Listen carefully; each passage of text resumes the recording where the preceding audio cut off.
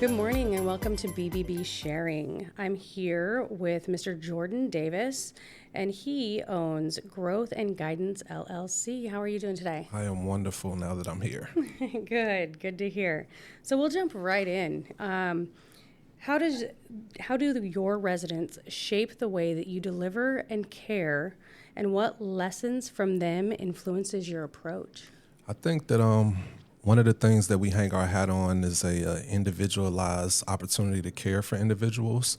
So every individual is different. So it gives us the opportunity to look at things from different scopes and different ways, and how do we provide service. And our service rendering is kind of based on care and making our group home feel like a home, right? And then not to feel like a business or you have staff and things of that nature. So the way that it's shaped, the way that I look at not just this field and the world period, is that, you know, I have 5 kids of my own, and of course these are adults, but they need that same type of support and that care. And I think that what it's shown me is that we all need care, right? And it might be a different level of care, and age is not how we dictate who needs, or, you know, what type of care it is that we need. So they've shaped me in a perfect way, I would say, as a business owner, and just being there for them on a day-to-day basis.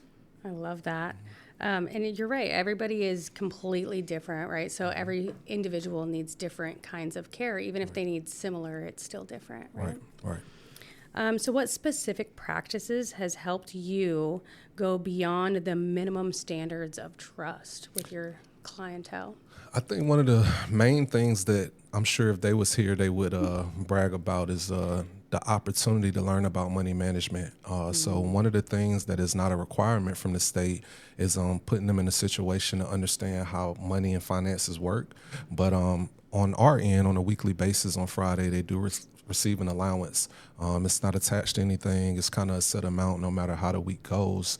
And based on that allowance, what we do on a monthly basis is keep up with how much money they receive, record and track where they're spending the money, and kind of teach them the importance of understanding the world that we kind of live in and how things cost and how to save, honestly. And, you know, it's not a skill that they're requiring you to do or anything that you have to teach them. But I just think as somebody who is a business owner and understanding finances is so important that, you know, I don't think that that's something that they should not understand as well. I love that. And finances is a huge thing. It makes, I mean, my daddy used to always say, money doesn't grow on trees was the big one. And 2, if you want it, you have to work for it, right? 100%. So that's amazing. I didn't know that about you or your business. Yes, ma'am. How does personalizing routines help the environment? I think when it's a personalized routine, if we take the same type of environment that they're in and we compare it to the environments that we're coming from in our home, it's like it's the same thing that you would do if you was establishing a routine with your children, right? It's like every child is going to have something different that they have to do, and though they're adults, they have the freedom to do whatever they would like to do. But when it comes to the routine of what we're doing as far as chores and things of that nature, it helps to say, hey, you know, Johnny, your chore is to take the trash out on Tuesdays and Thursdays, and kind of let them know that it's not just a structured setting like an army situation. You know, you do have the opportunity not to do it, but I think not doing it, and when you're in a setting where there's more than just you there, it kind of makes you feel some kind of way when you see your other residents that are doing the things that they're supposed to do in their day. So just individualized setting, period, overall is important in this type of business, because if it's not, you know, I say it all the time to my staff, and I'm like, you know, this is a house. This is not incarceration, right? So in incarceration, you have such a set schedule that you have no freedom, and you can, you know, do things only when allowed, and that's not what we have here. But we do have a home that we want to make and keep a home at all times. So the way that we do that is just making all hands on deck when it comes to handling tasks and things of that nature. I love that. What are the age groups that you have right now? Well, at the moment, I think our youngest individual is about 28, and our oldest individual, maybe 36 at the moment. And that's just at the moment, because at one point in time, we did have somebody who was very much so younger, about 21 years old, and we've had somebody as old as 60 years old. Wow. So very diverse. Yes. And we love it.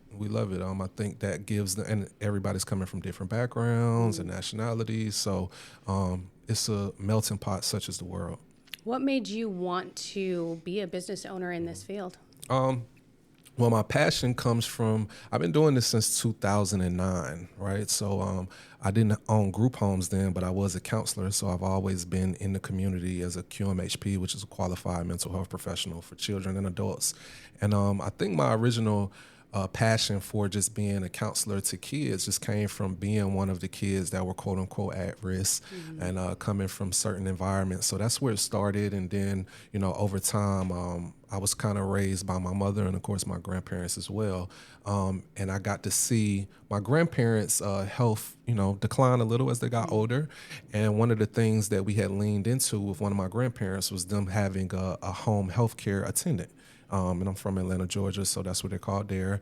So after that experience, I actually opened up a home healthcare business, right? And that was here in Virginia, and it was called Leading Home Care, and I did very well for a couple of years. But in that time period, I at some point took a part-time job at a group home because I was thinking, all of the kids that I'm pretty much coming in contact with, rather that was coaching, I've coached high school football and I played football and stuff like that.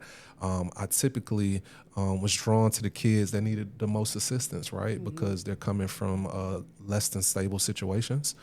So my original plan was to kind of open up a youth group home and go in that direction. I kind of had somebody help me out with starting my group home. And in the process, they were just saying like, when you have a youth group home, which I'm still going to open up, when you have a youth group home, they age out. You know what I mean? And, on the side of business, you have to keep that in mind when it comes to making a stable foundation for your business.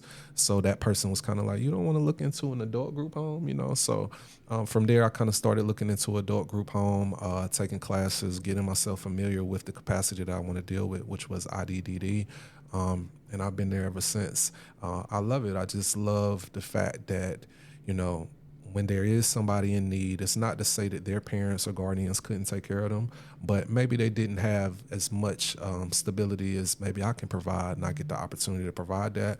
And the reward is just seeing the relationship between, even if, if my guys were in here, you would be laughing, because it's just a good time all the time. And I think my energy, it's reciprocated. It's like most people. So from there, I've really just broadened my wings in this space because I feel like I've been successful with doing what I'm doing, and I just like the impact that I'm having on the individuals that I'm serving. I love that.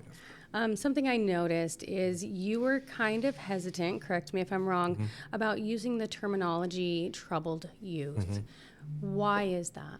I just feel like titles are long lasting. And I think that if you look at things as a title, sometimes you kind of pass judgment for a longer than a short-term period of what it stood for, because we could use the word troubled youth, but I think a lot of the times when people hear that, it kind of pushes them in the direction of this is going to be a troubled adult, right?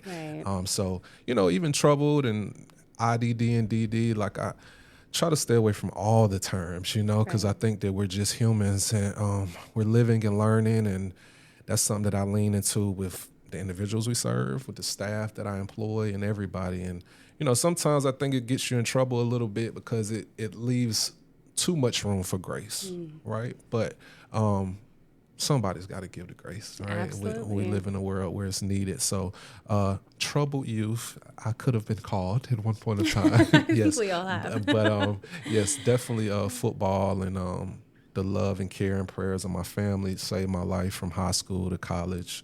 And then from college into adulthood and having my own children and such. So, yes. I love that. What should families look for as true green flags in a residential home?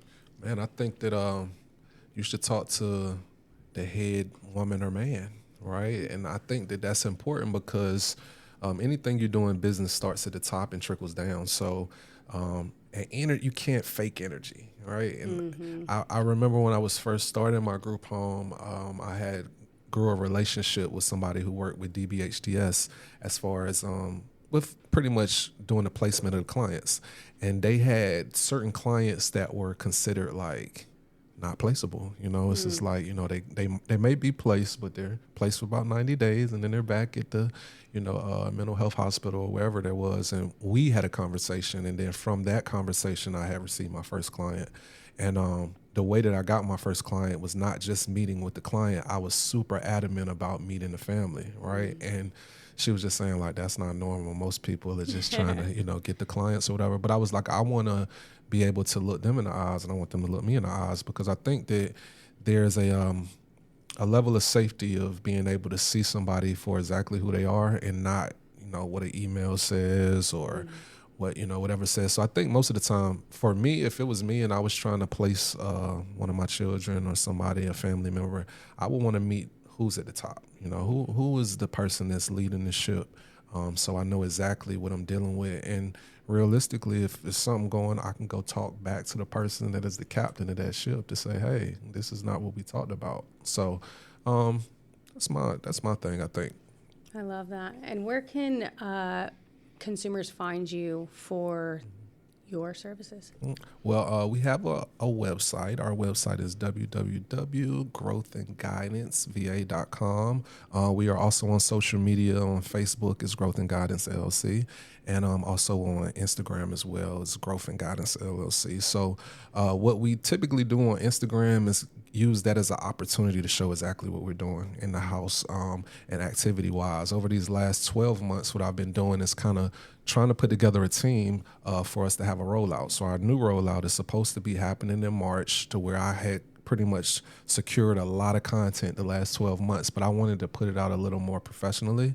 I think sometimes social media, because it is a social platform, it takes us away from understanding like this is a professional opportunity to kind of showcase exactly what it is that you do. So I took a little step back for the last 12 months as far as posting, because I was posting and I'm terrible, right? But I do have content, and I am going to start rolling that content back out. Everybody loves it, how I post the guys, and so they can just see, like, at the end of the day, I think the goal should be to normalize what it is that we do as providers, and to let them know that when they see these individuals in the community, they're just like us. I love that. Yes, ma'am. Well, thank you so much, Mr. Davis, for joining us. If you want to get in contact with Mr. Davis or Growth and Guidance LLC, all of the information will be at the bottom of this screen. Like, share, and subscribe. Thank you so much for joining us. Oh, thank you.